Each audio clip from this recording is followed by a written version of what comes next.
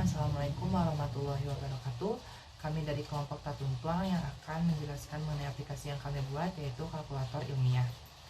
Kelompok kami terdiri dari dua orang, yaitu saya pribadi Agama Nika dengan NIM 2215 11001 dan rekan saya Muhammad Jalaluddin Kurtubi dengan NIM 2215 11021. Mengenai kalkulator ilmiah yang kami buat ini merupakan aplikasi desktop yang berguna untuk melakukan kalkulasi aritmatika dan berbagai macam konversi. Aplikasi yang kami buat di dalamnya itu ada materi dan kuis.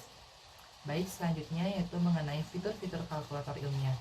Yang pertama, menu yang kami sediakan itu konfigurasi konversi, di mana menu ini terdiri dari konversi suhu, sistem bilangan, metrik, dan waktu. Untuk menu yang keduanya yaitu konfigurasi aritmatika, di mana di konfigurasi aritmatika ini terdiri dari menu kalkulator, riwayat kalkulator, dan menghapus riwayat kalkulator. Untuk nomor ketiga, materi konfigurasi konversi. Pada bagian ini berisikan materi mengenai konversi suhu, materi mengenai konversi suhu, sistem bilangan, metrik, dan waktu. Yang keempat, ada kuis, yang dimana kuis ini terdiri dari level mudah, sedang, dan sulit. Baik, selanjutnya yang akan mendemokan aplikasi ini diawali oleh rekan saya Muhammad Jalaluddin. Saya serahkan kepada Muhammad Jalaluddin. Baik, saya akan mendemonstrasikan aplikasi kalkulator ilmiah ini secara singkat. Pertama-tama kita compile dulu filenya, pastikan tidak ada error dan warning. Oke, bersih. Kita akan mulai dengan beberapa konversi. Pertama adalah konversi metrik. Misalkan saya ingin konversi 1 kilo ke senti. Akan muncul hasilnya 1 kilo setara dengan 100.000 senti. Dan ini berlaku secara umum untuk meter, gram, dan liter. Kemudian jika saya ingin lakukan yang sebaliknya, misalkan saya ingin hitung 123.456 cm ke kilo, maka akan muncul hasilnya bahwa 123.456 cm setara dengan 1,23456 kilo. Oke, selanjutnya untuk konversi demi efisiensi durasi video ini, saya akan melanjutkan ke konversi waktu saja. Misalkan saya ingin mengubah 3 jam menjadi menit, maka akan keluar 3 jam sama dengan 140 menit. Lalu sebaliknya, konversi waktu, jika saya memasukkan 4.321 detik, berubah menjadi jam, 4.321 detik menjadi jam, maka akan muncul hasilnya secara spesifik beserta dengan sisanya ada 1 jam, lebih 12 menit, dan lebih 1 detik. Lanjut, kita ke konfigurasi aritmatika. Saya akan melakukan 1 kali penjumlahan. Misalkan 123, ganti 1.234 ditambah 2.345, maka akan muncul hasilnya 3.579, dan outputnya muncul beserta dengan visualisasi gambar yang menyerupai kalkulator. Selanjutnya ada kuis yang bisa dipilih levelnya, mudah, sedang, ataupun sulit. Kita ambil yang mudah.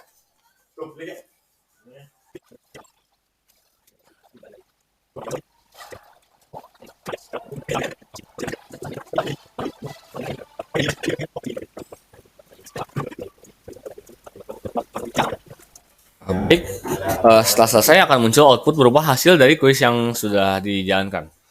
Berikut adalah hasil showcase dari aplikasi kalkulator ilmiah ini. Untuk kontribusi saya sendiri, saya bertanggung jawab atas konversi sistem bilangan dan suhu, kemudian sistem kalkulasi aritmatika, kemudian modularisasi sistem hitung, lalu juga modularisasi tampilan header, serta simplifikasi proses hitung. Untuk modularisasi tampilan header merupakan salah satu challenge saya ketika pertemuan EAS, dan bentuknya kurang lebih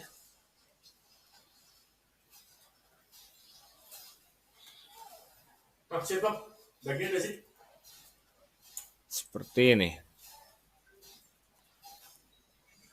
Jadi di sini terlihat ada kerangka dari desain yang akan muncul, dan nantinya nama-nama konversinya akan berubah sesuai menu yang dipilih. Sebagai contoh, Jika saya memilih menu konversi, maka akan muncul tulisan konversi. Misalkan saya pilih suhu, maka akan muncul konversi suhu. Jika saya ingin memilih konversi waktu, maka akan muncul tulisan konversi waktu dan lain sebagainya. Seperti itu. Sekian, saya kembalikan kepada Agam.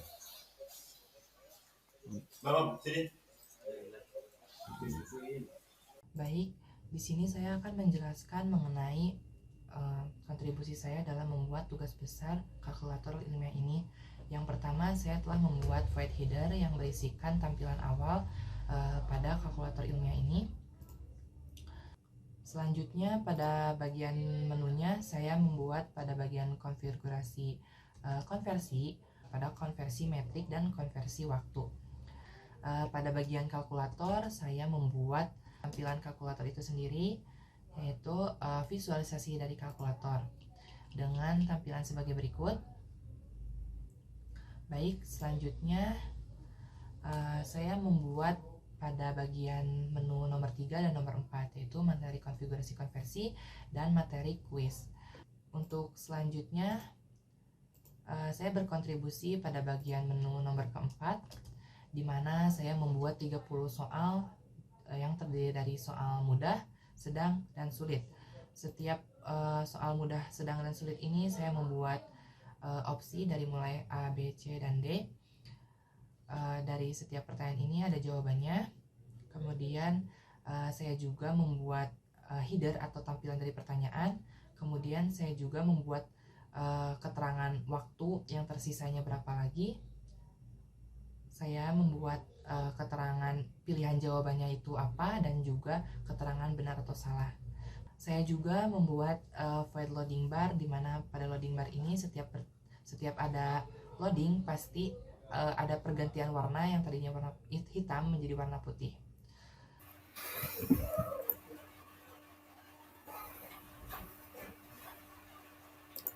Challenge-nya lupa.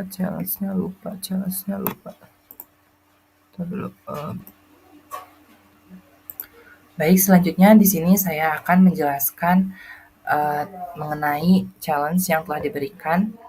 Untuk challenge yang pertama, saya diberikan challenge untuk mengganti dari pilihan menu ini yang berisikan konfigurasi tulisan tersebut menjadi parameter pada void menu choice. Nah, ini adalah before dari